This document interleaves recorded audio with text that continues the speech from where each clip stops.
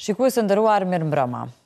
Është mjek, psikiatër dhe ka qenë ministër. Ka jetuar përballë vendimeve që prekin jetën e njerëzve. Reformën e shëndetësisë, sfidat e institucioneve, si dhe në pritje të drejtësisë. Sot, me qetësinë e një njeriu që ka parë shumë, ai flet për moralin në politikë, për shëndetin e shoqërisë, si dhe për jetën pas politikës. Në një rrëfim ndryshe, sonte kam kënaqësinë që në emisionin personale ta pres doktorin e nderuar Ferida Agani. Mirëmbrëma, mirë se erdhët. Mirëmbrëma, mirë se gjej. Është kënaqësi shumë që kem në studion e emisionit personale për herë të parë dhe që të sillim një rrëfim jashtëzakonisht të rëndësishëm, qoftë për juve personalisht, po ashtu edhe për punën e veprimtarin tuaj. Faleminderit për ftesën. Është kënaqësi me qenë në emisionin e juaj. Kom pas rasti me i përsjell disa prej emisioneve, natyrisht jo krejt, por në ato që i kom pa që e keni një sens të veçantë të nxjerrjes në sipërfaqe të atyre përmbajtjeve të personaliteteve që janë relevante për shiqus. Faleminderit shumë, kështu do të mundohemi edhe me juve, pra të nxjerrim më të mirën nga e kaluara juaj, sepse në fakt është e pamundur që të përmenden themi gjitha pikat e gjitha veprimtarit që keni kaluar deri më sot, por do të pikasim ato kryesore, do të nisim me pjesën e parë që është ajo personale e familjare, e që në kuadër të emisionit po ashtu do të bëjmë edhe analiza të ndryshme me qenë se keni qenë edhe pjesë e politikës. Do të shohim fotot e para tek pjesa personale. Kemi disa figura të vjetra që lidhin me familjen tuaj, pra për ardhin e familjes suaj, dhe do t'i komentojmë. Na tregoni se kush është ky në fotografi? Ky është dëshmori i lirisë i gradës së parë, shpallur nga presidenti i Republikës së Shqipërisë, Mulla Agan Koja. Mulla Agan Koja ka qenë hoxh dhe udhëheqës i kryengrizëve shqiptar në periudhën e rënjes, pas rënjes perandorisë osmane, kundër mbretit Nikola, i cili në atë kohë ka zhvilluar masakrat të tëra mbi popullatën e Malësisë së Plavës, dhe ky bashkë me shokë është organizuar edhe pse hoxh, por është organizuar dhe kanë udhëheqë një luftë shlerimtare. Ky është stërgjyshi im, baba i babgjyshit tim. Dhe ka pas një ndikim që thonë gjenetik, nëpërmjet gjeneve, ka pas natyrisht edhe në jetën time dhe veprimtarinë time. Pra, ka persona të cilët janë ndërtuar vetë, sidomos të gjeneratës suaj, dhe ka që janë më të rrallë, si sheni ju, pra që keni një priardhje familjare, intelektuale që thatë pra, që buron nga gjenet e juaja dhe ju rasisht jeni këtu ku jeni sot. Faleminderit shumë edhe unë mendoj ashtu. Në këtë rast, pra kemi një unifikim specifik të identitetit fuqishëm fetar që ka pas stërgjyshi dhe kombëtar. Në atë kohë, koha ja ka imponuar që në sipërfaqe del identiteti i tij kombëtar, fuqishëm, edhe ka kap pushkën edhe ka luftuar kundër okupatorit. Shohim edhe foton tjetër. Dhe në foton tjetër e kemi gjyshin tim. Ky është gjyshi juaj. Ky është gjyshi im, baba i babës, Hafez Bajram Agani. Djali i tij, i cili pas shkatrimeve që janë bërë në Malësitë Plavës në periudhën e luftës pas rënjes perandorisë osmane, atëherë me familje, tërë familja ka zbrit në Gjakov. Dhe atje e ka themelu familjen e tij, babgjyshi, ky ka qenë hafëz i Kuranit, dhe me kohë ka përparuar në profesionin e tij, me qenë se e ka pas mbështetjen e Sulejman Vokshit, në atë kohë prisit të kryengrizëve shqiptar në Malësinë e Gjakovës. Ata kanë qenë shok me stërgjyshin, dhe ai ka mbështet familjen e gjyshit në Gjakov në atë kohë, dhe pastaj kanë dalë në Prishtinë, ku gjyshi është zgjedhur për mifti të Republikës, mifti të Kosovës në atë vakt, do të thotë Republikës së pas ende në atë kohë. Por si emërtim e kemi të këndshëm shumë edhe kur përmendim Kosovën gjithmonë me Republikë, nuk përmojmë pa ta. Dhe në atë pozit, ai një farë mënyrë e ka projektu Bashkinë Islame të Kosovës që organizat, e ka udhëheqë 12 vite, dhe në atë periudhë e ka themelu edhe medresena Laudin, shkollën e medresena, edhe sot është aktive, është themeluesi asaj. i asaj shkolle dhe Bashkia Islame e Kosovës e ka nderu me simpozium të veçantë Babgjyshin për punën dhe veprën që e ka bë. E tash këtu Babgjyshi do thot e ka vazhdu kontributin e tij, përveç që në rrafshin fetar, natyrisht promovimit të fesë islame, këtu në rrafshin institucional. Edhe një farë mënyrë, unë këtu e kam prej tij, e kam atë ndjenjen e nevojës për me kriju institucionet të cilat do t'jenë në shërbim të qytetarëve. Dhe Babgjyshi ka kontribuar në themelimin e Bashkisë Islame të Kosovës, ka qenë myfti thash prej 1947 deri në 1959, 12 vite, një prej myftive me kohëzgjatje më të madhe, dhe ka kontribuar në ndërtimin e këtij institucioni i cili sot ka një rëndësi të veçantë për jetën shtetërore të Kosovës. Dhe nga këtu ka rrjedhur po ashtu edhe dëshira për ta praktikuar fenë, sepse fenë ndoshta e kemi të gjithë, po jo të gjithë e praktikojmë. Po natyrisht duke qenë një pi hoxhës, në familjen tonë gjithmonë është kultivu besimi. Ka vazhdu edhe te fëmijët e Babgjyshit tuaj, pra te hallat, te axhallarët? Kanë vazhdu edhe te ta, ka vazhdu edhe te ta, por Babgjyshi e ka pas një vizion shumë të qartë se besimi është bazë, por duhet të mbi ndërtohet me studime, duhet të mbi ndërtohet me dije, dhe nga familja jonë ka dalë kimistja e parë femën shqiptare, që është halla ime, Behije Agani, Hysniu pas martesës, dhe farmacisti parë, Amir Agani, i cili ka ndryjet para 2 viteve, që ndërthemelus të farmaceutikës kosovare. Pra, gjyshi ka e pranësi shkollimit me të madhe, dhe i ka e pranësia saj. Gjithmonë leximit, shkollimit, por gjithmonë mbi bazën e shëndosh fetare, besimit në Zot dhe kultivimit të traditave, edhe kombëtare, edhe fetare, që kanë qenë veçori e familjes tonë, si edhe shumë familjeve tjera në Kosovë. Cili është raporti tani juaj me fenë, pra? Raporti im është duke u mbi ndërtu në vazhdimsi, nga dita në ditë. Unë gjithë një ma tepër jam duke u bërë koshient për qenjen time shpirtërore, për vlerat e qenjes time shpirtërore, për rëndësinë e kujdesit ndaj kësaj qenje, natyrisht krahas kujdesit për qenjen time trupore, fizike, materiale, dhe një farë mënyrë raporti im ndaj fesë është ka sofistikohet dhe është ka shkon në drejtim të asaj që gjithë një ma shumë po kam dëshirë që t'i lëshojmë reflektor të shkencës në këtë pjesën e qenjes shpirtërore të njerëzit. Që pak shumë merret shkenca me të dhe a do duhet ndoshta që më shumë shkencëtar t'i kushtojnë rëndësi fesë? Absolut. Sepse dim që është një numër kogja i vogël, themi kështu, i shkencëtarëve që e praktikojnë fenë dhe merren me këtë pjesë. Unë këtu kisha pas dëshirë me e bo një ndarje të vogël, që ose muj me e bo.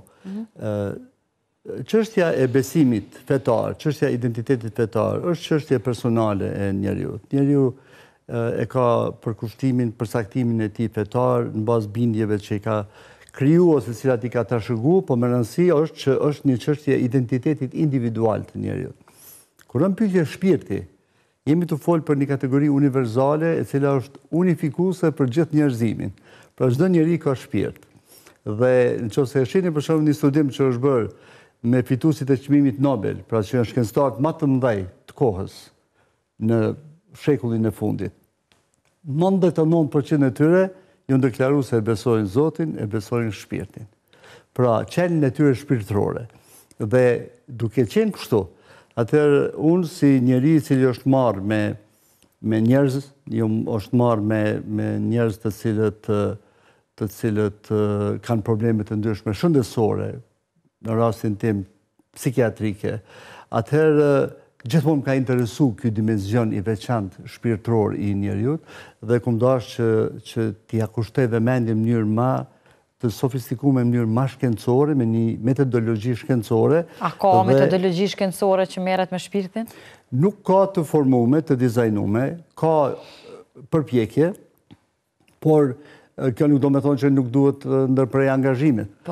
Duhet pa tjetër që të punohet në drejtim, sepse në anën tjetër e kemi thënien e Zotit Madhreshëm në Kuranin familjar që thotë se kur të pyesim për shpirtin, thuaj sa është prej Zotit juaj dhe të ai do të kthehet, dhe për te do të dini shumë pak.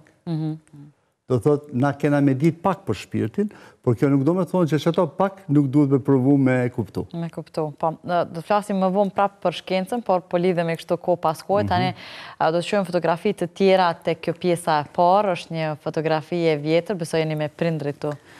Tu janë prindrit e mi, babaj, nana dhe motra e madhe. Kush kanë qenë prindrit tuaj? Nusret Agani, baba, ka qenë ekonomist, ka punu në entin për botimin e teksteve dhe mjetët mësimore, plus e ka pas zanatin në rroba qepsit. Dhe është marrë me te, nëna ka qenë ambise, Nafia, unë e kam edhe një motër ma të vogël edhe një vlla ma të vogël, që nuk janë në këtë fotografi. Po, në foto. Shohim edhe foto tjera. Këtu nga familja e ngushtë, besoj. Këtu tash e kem familjen në fazën e zhvilluar. Rritjes, po. Dhe ne kemi nusën në shtëpi, po, Aldianën, edhe kemi atje mbesën unën, afër me o djali Nusreti, edhe e kemi bashkëshortën Shpresën. Dhe këtu jemi tash në një fazë tash të avancuar të familjes. Të nështajni në ordinancë? Kjo është në ordinancën time, po. Kjo është bash në ordinancën time. Pra vizitë, ju vizitojnë shpesh? Ma sjellin në mbesën, shpesh me më pamë, pak më mjapë më... është mbesa e parë? Mbesa e parë, unë e kam edhe njipin, djallin e vajzës, djelin, që ku është djeli, këtu e kam djelin, edhe vajza Natyra, Natyra Agani Destani. Natyra është specialiste e psikologjisë klinike, doktore e shkencave të psikologjisë, ka doktoru në Shtetet e Bashkuara të Amerikës.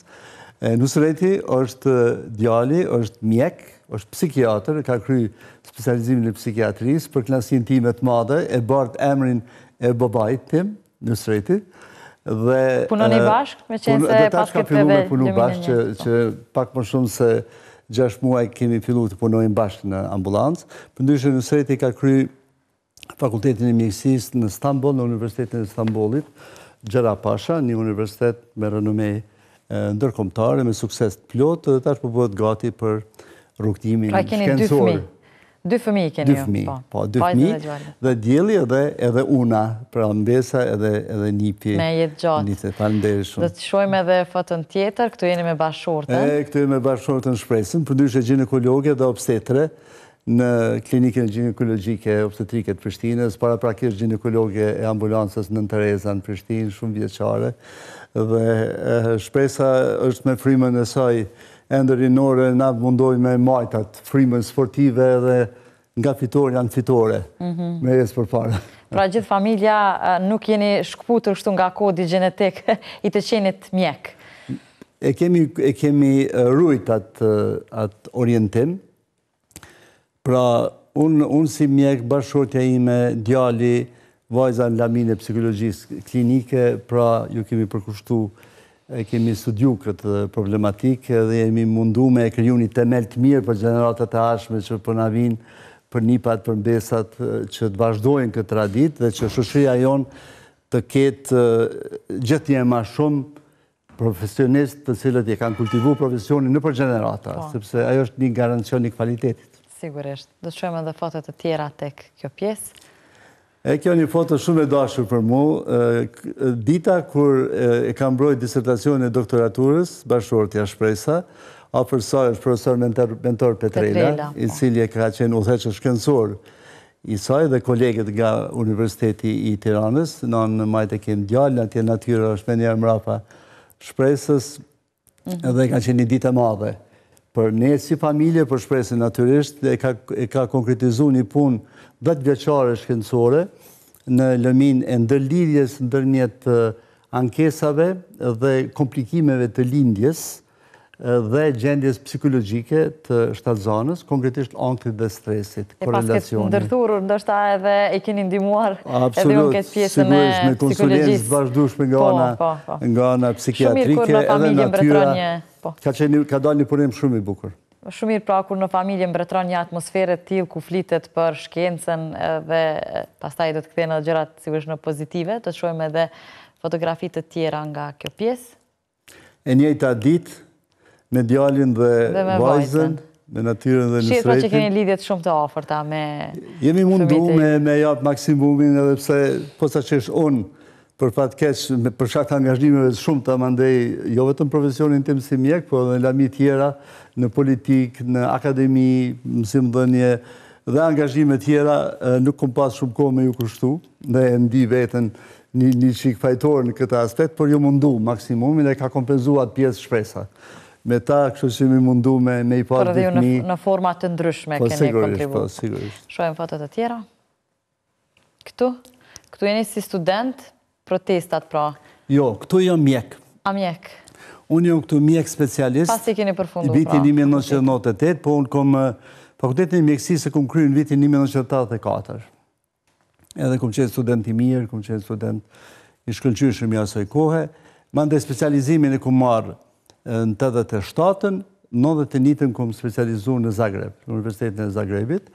Dhe mande ju më këthy në klinik, edhe pse kem pas ofertë bashkë me kolegët e mi që kom qenë atje për me dalë jashtë dhe me punu në Austri, konkretisht klinikën e psikiatrike në Vjenë, por na imi këthy. Në njëtën kohën matron për Kosovë, na imi këthy në Kosovë edhe kemi vazhdu punën në klinikën e psikiatrisë në okupim, edhe kjo ka qenë 98-a, kur ma veç i erdhë fundi ati represioni, ati okupimi të vrasht, ati apartheidi që patën imponu regjimi sërb, dhe ne patëm dalë në vitin 1998, gjithë mjek patëm dalë në protest, me mantilat barë dhe ka qenë një protest që ka pas jehon të fuqishme ndërkombëtare, se i erdhë fundi dhe ma nuk ishëm gjendje që ta pranojmë atë realitet të cilin e patën majtë gati një dekadë pushteti okupusër. Keni qenë atëherë pjesë politikës në vitet e 90-a, apo jo? Jo, në atë kohës kom qenë direkt, por kom qenë në vitet 91-92, kom qenë ndërthemelus e Federatës Sindikatave Shëndetësore të Kosovës.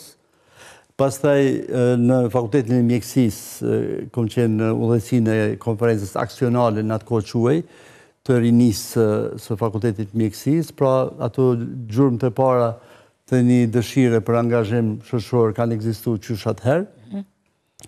Dhe më pastaj kur ra lidhja komuniste e Jugosllavisë, i ku mbartë proceset për me e bo largimin nga lidhja komuniste, pra marrjen e librezave të Partisë Komuniste të ish Jugosllavisë, dhe kom udhëheq atë proces, kom qenë pjesë ati procesi. E ka dhe zoti në ditën e parë të hyrjes së trupave të NATO-s në Prishtinë, bashkë me profesor Samidin Haxhijahën dhe një grup të kolegëve tjerë, me hap derën e klinikës e kirurgjisë, cila ka qenë mbyllur prej forcave serbe.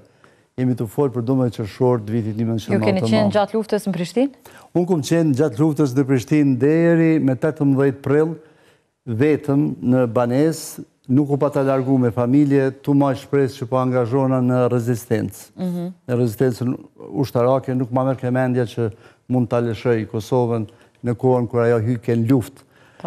Bashkëshortja ka dalë 2 ditë ma vonë, dhe e ka qenë kujdestare të Ejten me 25 mars, një ditë mas i kanë fillu bombardimet, ajo ka qenë Nan Teres të kujdestarua dhe s'ka dash milshu kujdestarin, e ka kry kujdestarin edhe unë nisë për Preshev, ku i kena pas mitë të printe e saj, unë nuk ju më shku, e kum qita dhe aton rezik pak, kur desa ka shku vetë me Preshev, mirë po nuk më mërë kemendja në dalë për Kosovës, për më ndaj me 18 prill e parë që nuk ishte kurfa lëvizje, nuk isha kurfa lidhje, nuk isha kurfa mundësie me vu komunikim me ushtrin qëllimtare të Kosovës në mënyrë që me dalë prej Prishtinës, edhe më ndaj u largova në Shkup, ku kum punu në kamp të Stankovecit, deri në fund të luftës, edhe më ndaj me trupat e para të NATO-s, trupat franceze, kemi ra në Gjilan, edhe në përmalsin atje të Kumanovës, edhe bandej prej Gjilanit të Prishtinë. Edhe në Prishtinë thash, kom pas nderin me qenë ndër të parë që ka hap klinikën e kirurgjisë, klinikën ginekologjike, edhe klinikën e neuropsikiatrisë në Prishtinë, që atë ditën e parë, kër imi këthyë në Prishtinë. Pastaj edhe sigurisht që në periudhën e pas luftës keni qenë pjesë e shumë ngjarjeve të rëndësishme, e ndërtimit të institucioneve, sidomos atyre të shëndetësisë. Po e shohim një foto tjetër, pra kemi këtu, jeni ndër themeluesit e Partisë Drejtësisë. Po, kjo është një foto shumë e dashur për mua. Aty me aktivistët, me kolegët e Partisë Drejtësisë Bashkërore, që është aty shpresa. Tu ka qenë foto me rastin e 20 vjetorit të Partisë Drejtësisë, po, tani më Partia Drejtësisë ka bërë 26 vite prej kur u themelu. Pra me njëherë pas luftës. Me njëherë pas luftës, në shtator të vitit 1999, kom qenë ndër themelues të Partisë Drejtësisë. Cila ishte ideja për themeluar këtë parti në Kosovë? Pse nuk u bët pjesë me njëherë ndonjë parti tjetër të cilat ishin edhe ekzistuese, siç ishte Lidhja Demokratike e Kosovës, pastaj ishte edhe Partia Demokratike që dikur keni qenë edhe në koalicion bashkë? Keni drejt plotësisht, këto kanë qenë ofertat hapuna dhe nështë rrugtimi im politik do të ishte shumë ma i ndritshëm të quaj ashtu edhe i suksesshëm, sikur të isha pjesë e një subjekti më të madh politik që ka ekzistuar në atë kohë, por unë në asnjë moment nuk i bi, që thojnë, nuk pendohem për ato që kam bërë, dhe themelimi i Partisë Drejtësisë si një forcë politike demokratike konservatore, mendoj se ka qenë domosdoshmëri e kohës në Kosovë, mendoj që është edhe sot, si edhe në çdo shtet të përparuar europian, perëndimor. Pra, shtetit edhe shoqërisi duhet një parti konservatore, e cila i promovon vlerat e traditës kombëtare, fetare dhe familjare, tje do të thotë gjitha vlerat e cilat në esencë janë pajtim të plot me sistemin e vlerave të shoqërisë tonë. Sa gjetet mbështetje për krahje, pra? Nuk ka pas mbështetje të fuqishme, edhe në fillim edhe tash. Edhe tash mas 25 viteve.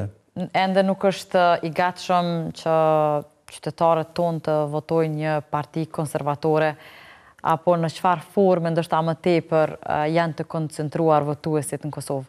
Qëni, Partia Drejtësisë gjithmonë ka qenë aktive në skenën politike, ne kemi pas suksese, kemi qenë parti parlamentare në 2 mandate, kemi pas pozita në qeverit Kosovës në 2 mandate, pozita ministrore, zëvendës ministrave e tjerë, por megjithatë ka mujt me pas shumë më tepër rezultate si kur të kishte mbështetje nga qytetarët. Mirë po, shpesh kom mendu për këtë dhe mendoj se një prej shpjegimeve të mundshme se pse kjo nuk ka ndodhur deri me tani në masën që kemi prit, madje edhe tash së fundi me koalicionin për familje që patëm ku Partia Drejtësisë ka qenë bartëse, njëra prej bartëseve të koalicionit, është se qytetarët një farë mënyre e kanë një farë ndjenje që vlerat tona i kemi në familje, na i ruajmë vlerat tona s'ka kush më na i marr, edhe tash jemi në përpjekje për me mri diçka më tepër, një përparim më të madh ekonomik, një përparim më të madh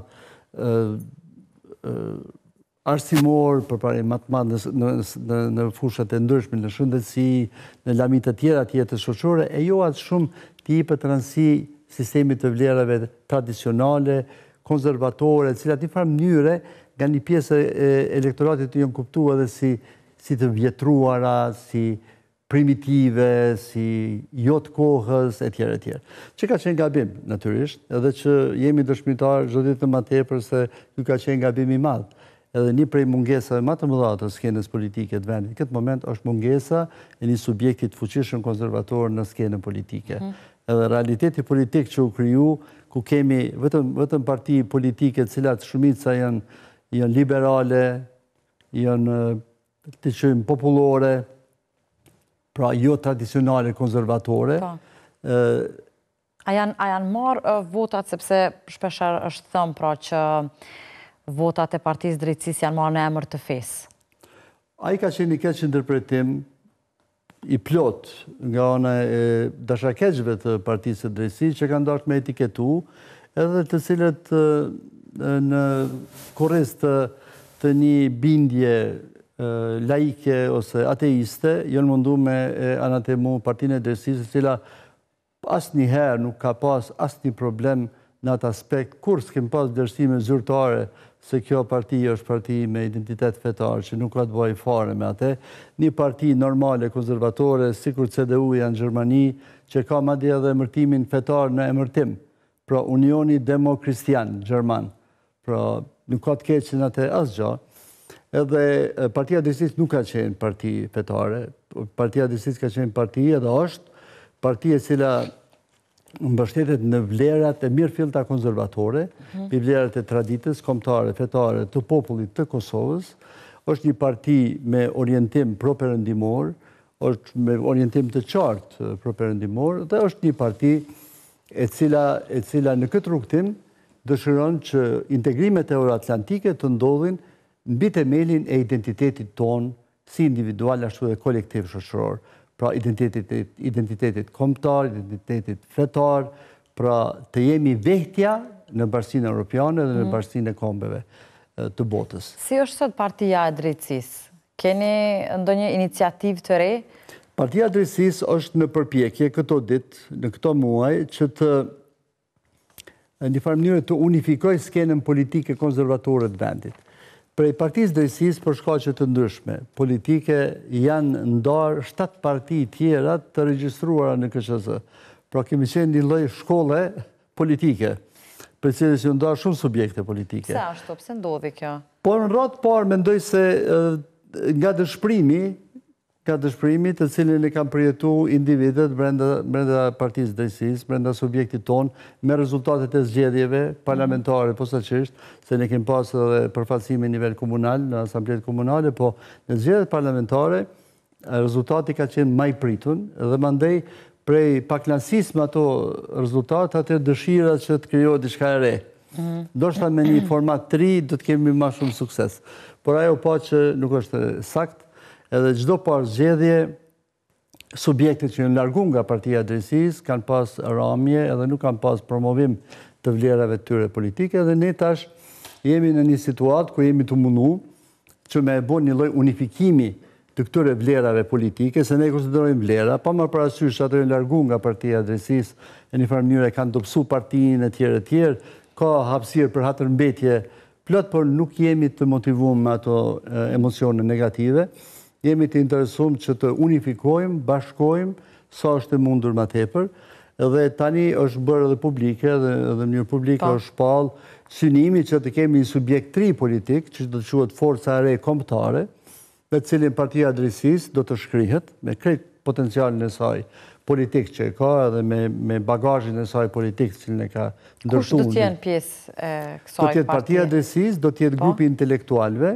Kush janë këta intelektual? Intelektualet që i keni pa në fushat, në koalicionin për familjen. Jo, një grupi atyre që kanë qenë dikur deputet në Kuvendin e Kosovës? Ata kanë qenë të shëtë 2 deputet në Kuvendin e Kosovës në atë listë, ka qenë edhe Aleanca Kosova Re, pjesë e koalicionit. Do të bëni bashkë edhe me Aleancën Kosova? Jo, tash Aleanca ka rrugtimin e saj, është subjekt në veti, ai koalicion ka ekzistu për ato zgjedhje parlamentare. E pam rezultatin, nuk ishte rezultati dopt, ishte rezultati mirë, 2.3%, mbi 20.000 vota të qytetarëve për ma pak se 4-5 muaj aktivitet politik. Mirë po, ta shojmë tash si do të shkoj puna në periudhën e ardhme, sa do të kemi mundësi me nejtë bashkë, po do të na bashkohet dikush tjetër në rrugtim, është çështje e kohës. Pra, qëllimi dhe programi do të jetë i njëjti? Pravërsisht i njëjtë. Do ta ketë bazën e njëjtë, do të jetë parti konservatore? Ashtu, do të jetë bazën e njëjtë, do të jetë parti konservatore, progresive, demokratike dhe do të jetë subjekt politik që aspiron me qenë shtyllë konservatore e skenës politike të Kosovës. Si popull, me qenë se e përmendet edhe pak më herët, pra nevojën që Kosova të ketë një parti të tillë, por në anën tjetër edhe si mjek e psikiatër, mund të themi që shoqëria jonë gjendet ndoshta në një krizë të identitetit kulturor të saj? Përfundimisht po. Përfundimisht po. Nuk ka asnjë dilemë lidhur me këtë. Ajo që është më rëndësishme është unë për këtë kom folë, kom theksu edhe para 25 viteve, kur kom hyrë skenën politike të vendit, posaçërisht e kom theksu këtë çështje. Pse ka ndodhur, pse ka ardhur deri këtu? Mendoj është prit një gjë e tillë, sepse në shoqëria jonë ka qenë shoqëri rënde traumatizuar. Unë kom qenë bashkëautori i hulumtimit shkencor, bashkë me kolege nga Shtetet e Bashkuara të Amerikës, Barbara Cardoza dhe 4 kolegë tjerë, edhe punim që u botu në revistat më të njohura ndërkombëtare, në JAMA, Journal of American Medical Association, pra një revistë me reputacion të lartë. Ajo ka tërgu se gjendja e shëndetit mendor të popullatës Kosovës në shtator të vitit 1999 ka qenë dramatike, me prevalenca, me përqindje të ankthit, të depresionit, të çrregullimit stresit posttraumatik enorme. Gjë që nuk janë shëruar ndoshta në atë kohë. Ato janë të shtresume në ndërdijen e njerëzve dhe si shoqëri rënd e traumatizume, kemi hyrë në procesin e rindërtimit, mas pari ekonomik, madje rindërtimit mental. Dhe në periudhën e rindërtimit kem pas një hyrje të fuqishme të organizatave jo qeveritare me programet e tyre, natyrisht pozitive që janë mundu me ndihmu shoqërinë, por në atë proces ka pas ballafaqim të sistemit vlerave. Dhe shumë herë vlerat që kanë ardhur nga jashtë janë akceptuar në mënyrë jo kritike nga rinia, veçanërisht nga shoqëria që ka qenë më vonë në krizë të familjes, ka qenë në shumë dukuri negative, fillu me divorce, vazhdu me vetvrasje, me smundje të varësisë, etj. etj. Do thotë, ka qenë një proces i pashmangshëm dhe institucionet e shtetit, të cilën se kemi pas deri në 2008-ën, institucionet e shtetit nuk kanë bërë asgjë për mi kontrollu këto procese. As pas 2008-s nuk kanë bërë. Edhe për fat keq edhe pas 2008-s kanë vazhdu mos me bë, edhe kjo është sot asaj dite, pra askush ndoshta nuk merret me këtë pjesë, që në fakt është shumë e rëndësishme, në njëjtën kohë dhe e rrezikshme. Shumë pak ju e patë edhe me programit që kemi pas të koalicionit për familje, e kemi adresu ato mangësi në mënyrë specifike dhe kemi debatu, kemi argumentu dhe në fund 2.3% e mbështetjes popullatës, do thotë kemi ende nevojë për një vedisim politik të shoqërisë tonë dhe për një guzim më të madh që të thuhet e vërteta dhe në anën tjetër për një vetkritik më të madhe dhe për të kuptuar se shumë prej gabimeve që janë duke ndodhur me pasoja për individët në tri gjeneratat, pra si fëmijë, mosha e mesme të moshuarit që ndronë në familje. Dhe familja ka nevojë që do të fushizohet në këtë aspekt. Zoti Agani, kemi edhe fotografi të tjera, pra keni marrë çmime të ndryshme, keni taku edhe personalitetet të ndryshme. Po, një kafe me një mik timin të vjetër, njeri i madh, s'kom shka foli për William Walker, ambasadorin William Walker, një krejt Kosova dhe një gjithë Shqiptaria, po edhe arena ndërkombëtare, njeriu i cili e pat guximin me thonë të vërtetën në momentin më të rëndësishëm dhe mas pakti që kemë mujtë me bo me pi një kafe bashkë, gjithmonë kemë pas kënaqësi me bashkëbisedu, e patëm edhe në fushatën e koalicionit për familje. Këtu është një mirënjohje shumë e dashur për mu e Asociacionit Ortopsikiatrik Amerikan, çmimi Max Hyman, për kontributin të cilën e kam dhënë në rindërtimin dhe ndërtimin e sistemit të ri të shërbimeve shëndetit mendor në Kosovë në periudhën e pas luftës. Se unë kom udhëheq gjatë 5 viteve, bashkë me ekipin e kolegëve të mi neuropsikiatër, e kemi udhëheq procesin e ndërtimit të sistemit të ri të shërbimeve shëndetit mendor, që nuk ka ekzistuar përpara në Kosovë. Bëhet fjalë për shërbime jashtë spitalore, pra që përbëhet nga 10 qendra shëndetit mendor dhe 11 shtëpi për integrim. Na nuk kemi leju në Kosovë me pas spital psikiatrik me 400-500 shtretër, ku smurët psikiatrik vetëm gjuhën në të dhe de facto dalin prej aty vetëm kur vdesin, po e kemi bërë sistemin në komunitet, ku ata të smurë jetojnë në qytete pa asnjë problem, nuk keni ndëgju asnjëherë për këto 25 vite se ka pas ndonjë problem me shtëpitë për integrim në komunitet. E ky ka qenë një çmim për atë punë që më është dhënë. Këtu e kam një mirënjohje nga Akademia Ndërkombëtare për Paqe, ku janë shpallësi akademik i Paqes, në Itali, në Palermo më është dhënë ky çmim. Pra, për një periudhë gjithashtu keni qenë ministër, sepse koha po kalon shumë shpejt dhe pra po mundohemi pak a shumë që të gjithë ati prekim. Ende sistemi i shëndetësisë ka probleme të shumta në Kosovë. Çfarë do të bëni të ndryshe sikurse të ishit sot ministër? Unë mendoj se shëndetësia është një çudi që është ka ndodhur në Kosovë në pas luftës. Në çfarë kuptimi çudi? Në kuptim negativ të fjalës.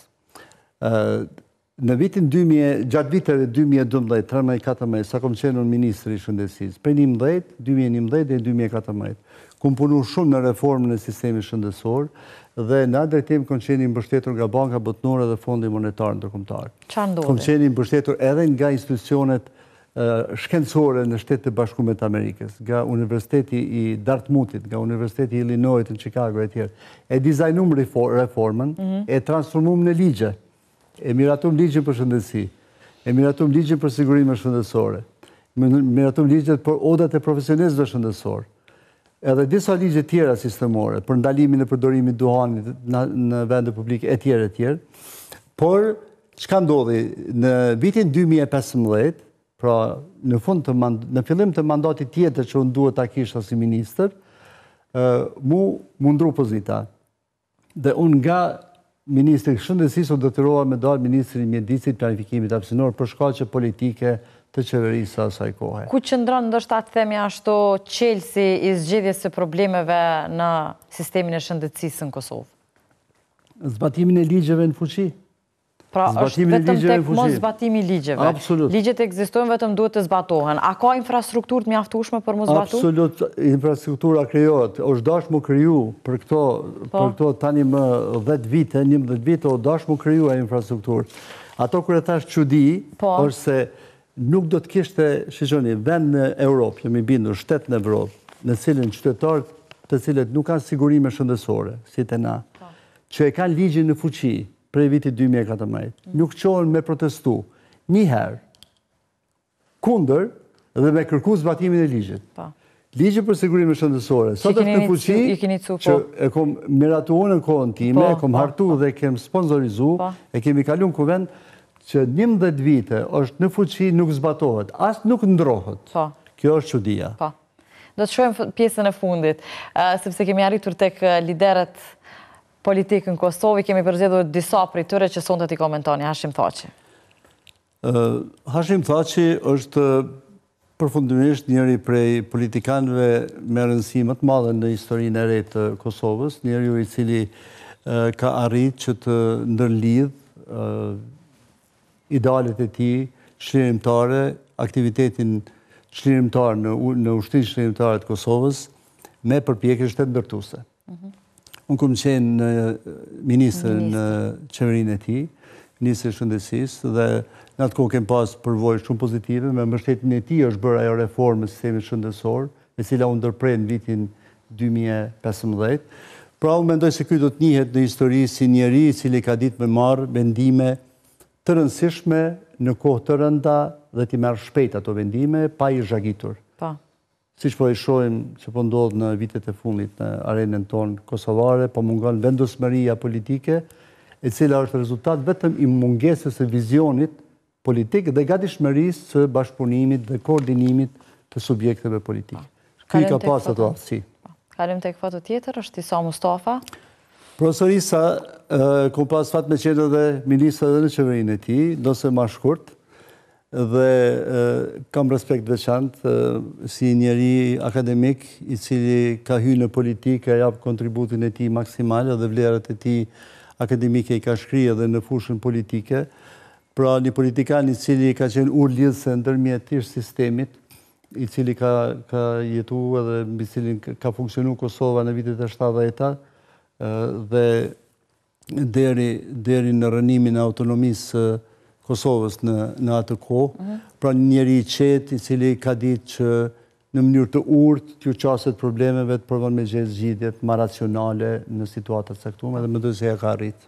Kalim tek fatu e fundit për sonte që është Albin Kurti. Cili është mendimi juaj? Albin Kurti është politikan natyrisht i brezit të ri të politikës të periudhës pak para luftës dhe pas luftës, i cili aktivitetin e tij politik në mas të madhe ka zbatuar në bazë të idealizmit politik, parimeve, vlerave të cilat i ka veçuar si të rëndësishme për te dhe lëvizjen të cilën e udhëheq.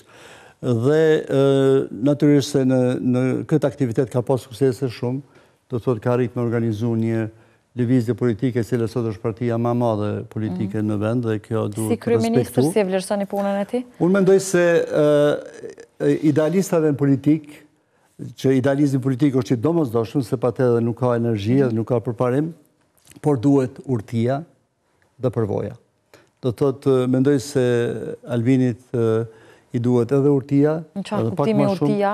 Në kuptim të asaj që në momentet saktume, në situatat saktume politike, nga njerë duhet me ditë edhe munal, edhe me vend numru, me prit një moment përshtatshëm për me hecë për para, e jo vetëm me pas vizionin personal për një zgjidhje dhe rrugës, mos me mujtë me kriju edhe një aleancë të subjekteve politike, të bashkëmendimtarëve politikë, që në moment saktum, kur o ngusht puna, mos me qenë vetëm. E kemi arë tash në situatën kur po tentohet mu bo qeveria, nuk po mundet me pas qatë unitet. Kjo i duhet, pra unë shpresoj që me kohë do të arri edhe atë. A do të bënet ju koalicion me Albin Kurtin? Unë do të bëj koalicion me çdo lider kosovar i cili e merr përgjegjësinë për të mirën e këtij vendi. Absolut pa asnjë hezitim, sepse njeri ideal nuk ka.